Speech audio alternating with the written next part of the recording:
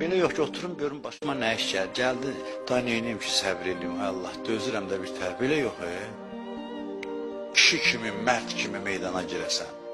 Ya sən pasiv oturub dayanacaqsan, hadisələr gəlib səni əzəcək, ya sən qaçacaqsan, özün gedəcəksən çətinliyə tərəf, hadisələrdən zövq alaq. Dünyanın rahatlığını axtarırsınız ki, Allah elə bir şey yaratmayıb. Ham rahatlıq dalacaq. Yoxdur belə bir şey, ay insan. Ey insan, sən ağır, çətin bir yoldasan, Rəbb vətən.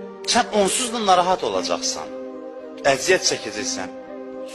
Söhbət nəyin söhbətidir? Söhbət bunun söhbətidir ki, gəlmirsən müəyyən elə ki, necə narahat olacaqsan. Yəni, narahat necə əziyyət çəkəcəksən. Narahat sözü biraz düz gəlmir.